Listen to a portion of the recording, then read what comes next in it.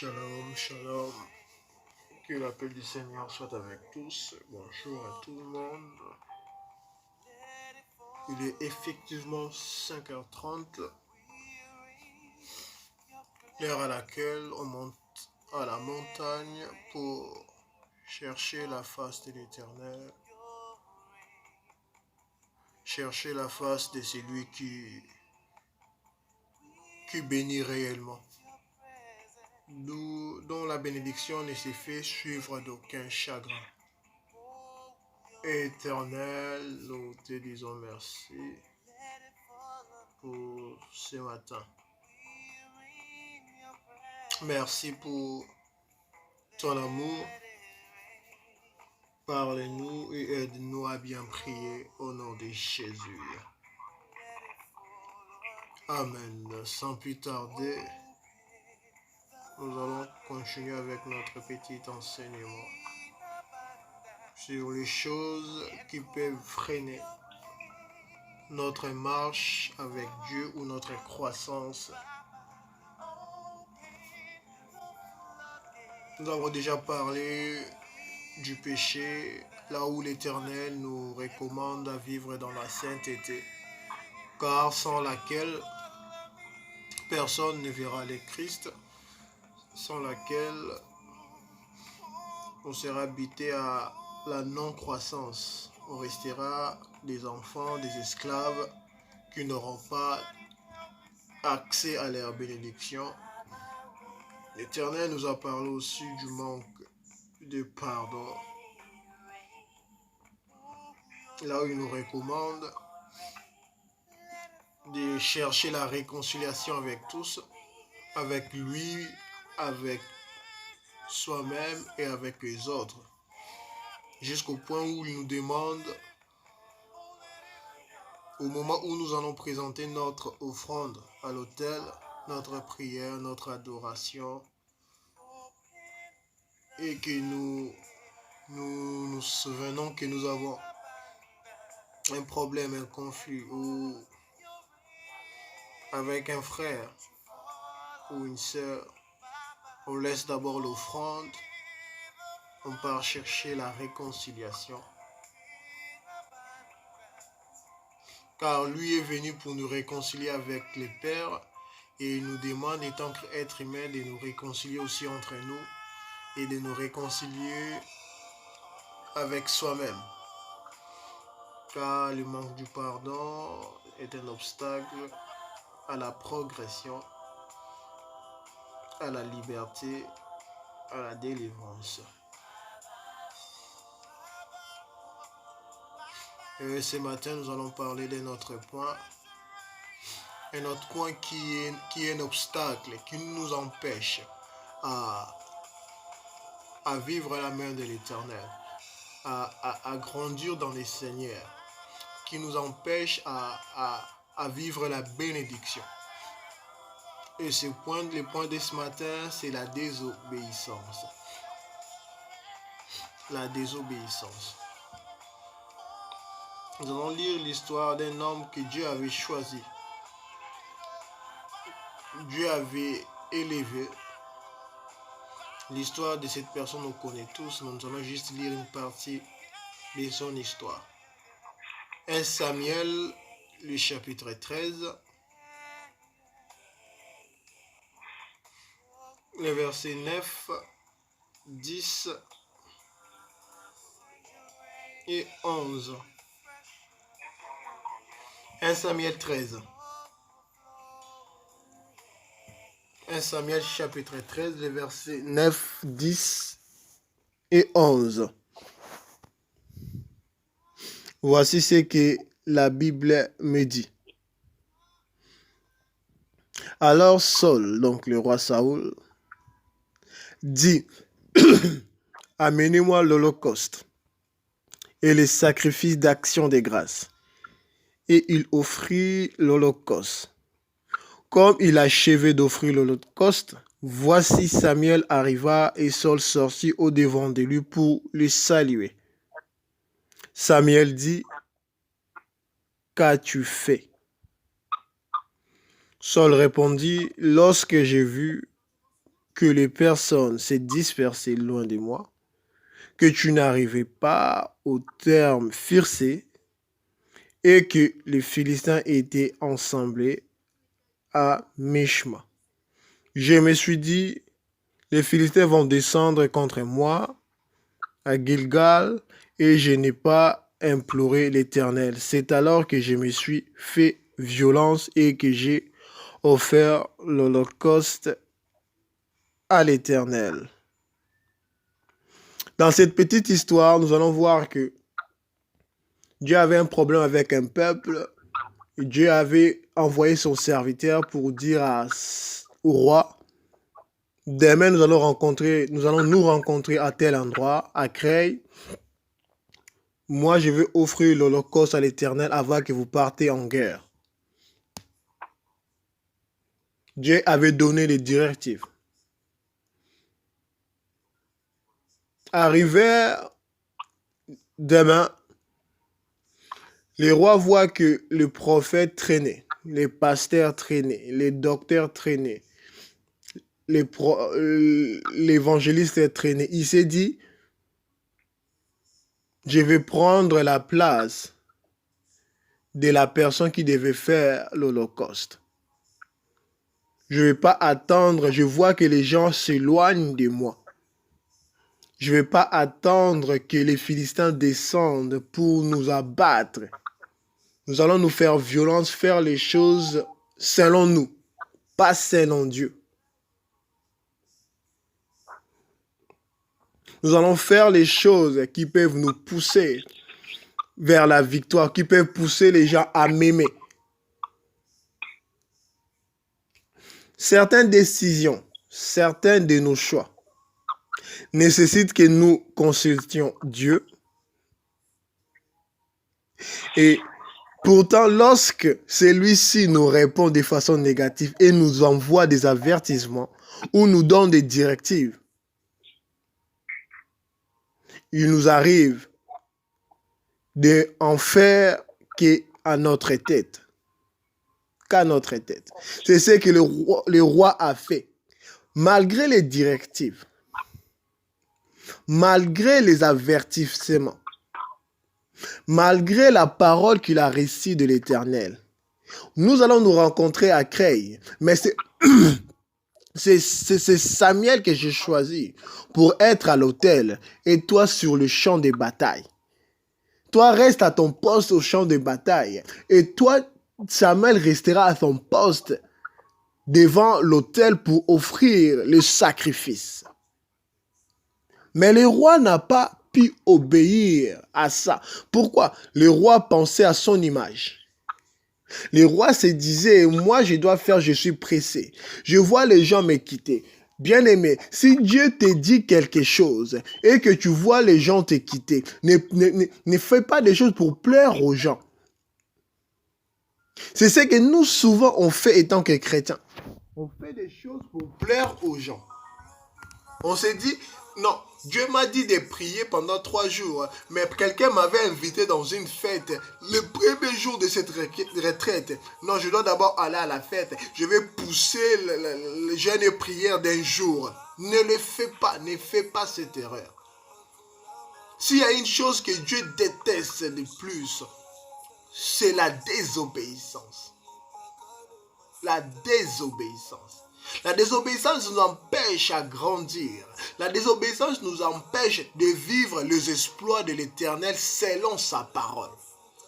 Selon la parole qu'il a ordonnée. Selon ses projets sur nous. Le roi que Dieu avait choisi n'était pas de Juda, mais Dieu lui a choisi quand même pour être le premier roi.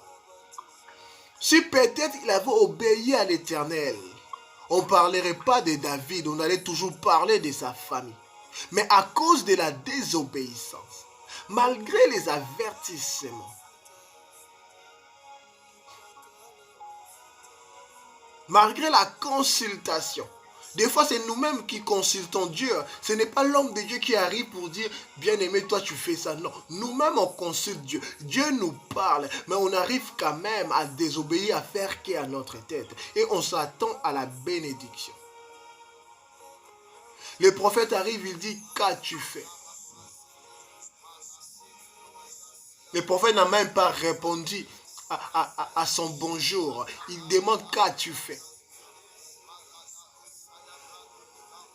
Gagnant d'âme, Tosalinini. Est-ce que nous obéissons à Dieu à 100%? Est-ce que nous obéissons à l'Éternel à 100%?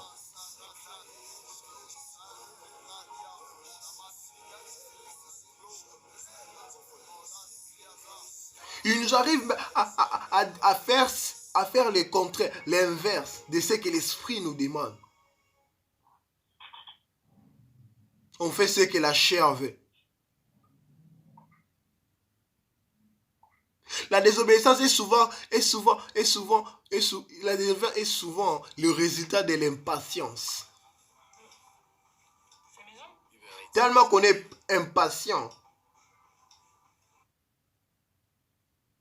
ça nous amène à désobéir. Et toutes les personnes qui ont désobéi à Dieu, ils ont perdu la gloire.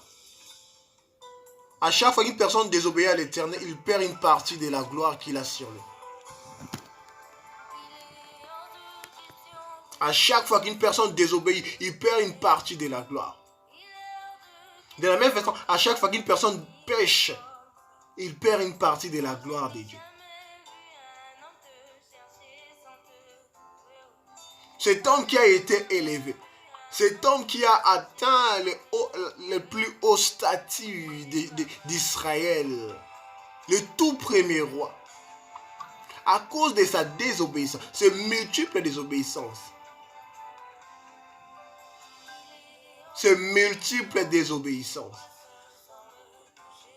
On parlera la semaine du 20, on parlera de la vie, de cette erreur, de cette chose que Saoul a fait, qui n'a pas aidé Saoul.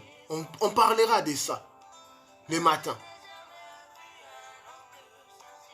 Cet homme qui a été béni, c'est comme nous. Dieu nous parle. Dieu nous donne des fois des directives gênes. C'est parce que lui, il voit déjà demain. Il sait ce qui peut arriver demain. Il veut nous protéger. Il veut protéger notre bénédiction. Il veut protéger notre vie. Il nous demande juste à obéir. À obéir. À obéir. L'impatience et la désobéissance nous éloignent alors des plans de Dieu. Israël, Dieu avait conçu un plan pour cette guerre. Dieu avait conçu un plan pour le roi Saoul.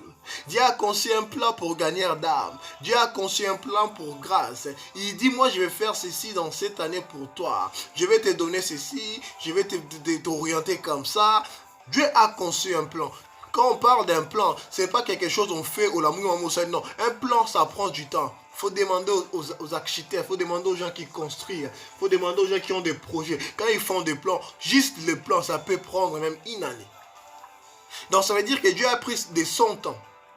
Là où il pouvait résoudre les problèmes de X ou Y, il s'est dit, moi je vais faire un plan pour Z. Il fait son plan pour Z. Et il vient présenter son plan.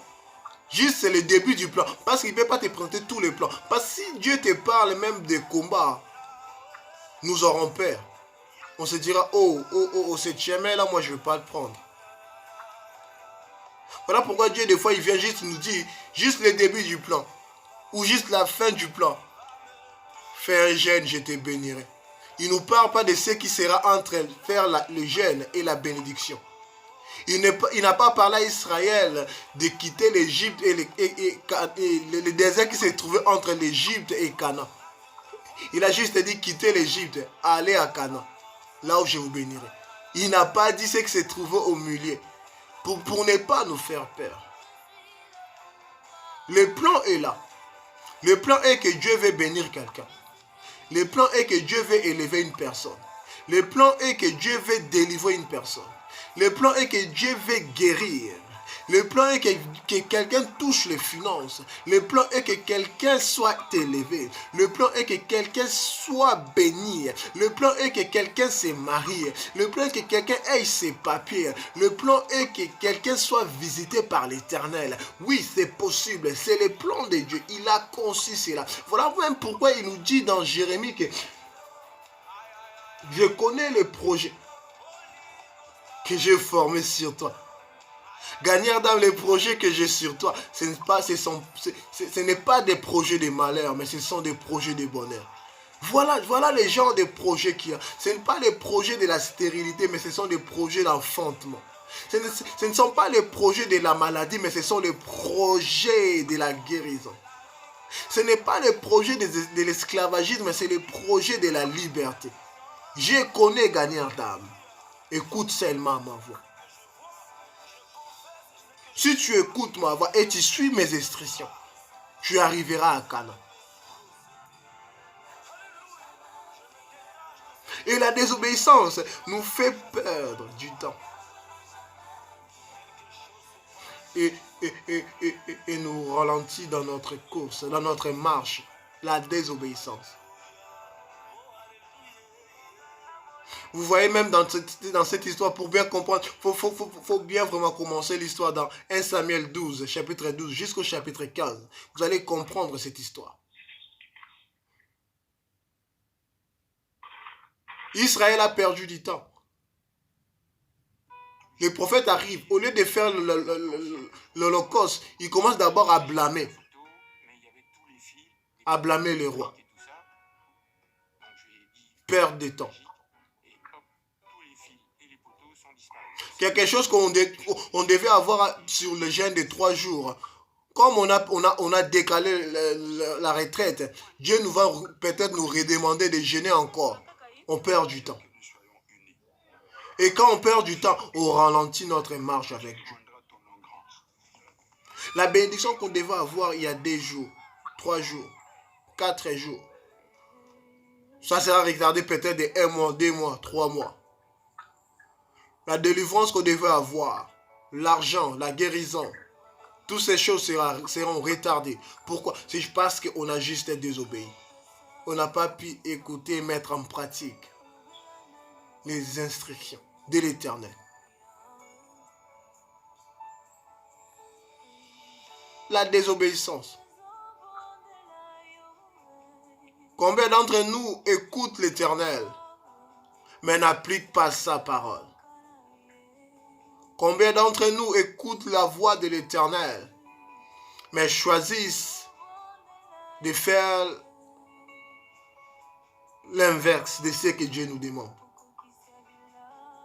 Ou la sourde oreille. Combien d'entre nous choisissent la désobéissance au lieu d'obéir à celui qui nous a appelés? Nous voulons grandir parce que cette année nous voulons la volonté de Dieu est que nous grandissons. Et que nous quittons un point A pour un point B. Et pour arriver à ce point B, sur notre chemin, on doit nous débarrasser, on doit se débarrasser de certaines choses. On doit nous se débarrasser plutôt de la désobéissance. On doit tout faire pour plaire qu'à l'Éternel et non aux autres.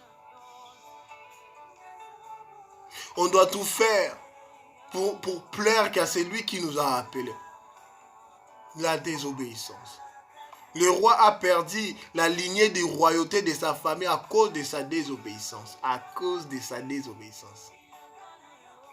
Ce n'était pas la désobéissance d'un autre, c'était sa désobéissance.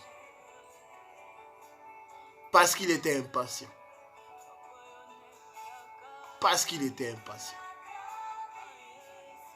Nous voulons vivre la croissance. Nous voulons vivre aussi, parce que la croissance amène aussi la bénédiction. Nous voulons vivre la bénédiction de l'Éternel. Nous voulons vivre la main de Dieu. Gagnant d'âme. Abandonnons la tétitesse spirituelle. Abandonnons la désobéissance. Ça ne fera que ralentir notre marche avec Dieu. Ça nous fera perdre du temps et nous éloignera des plans de l'Éternel. Ces plans qui sont merveilleux, ces plans qui sont bons pour nous, ces plans qui nous amènera à notre Canaan, ces plans qui nous amènera à notre délivrance, ces plans qui nous amènera à notre élévation, ces plans qui nous amènera à notre Canaan. Ne faisons pas qu'écouter Dieu, mais appliquons aussi sa parole. Car il nous parle à travers sa parole. Obéissons à sa parole qui est aussi la Bible que nous lisons. Que Dieu bénisse sa parole de ce matin.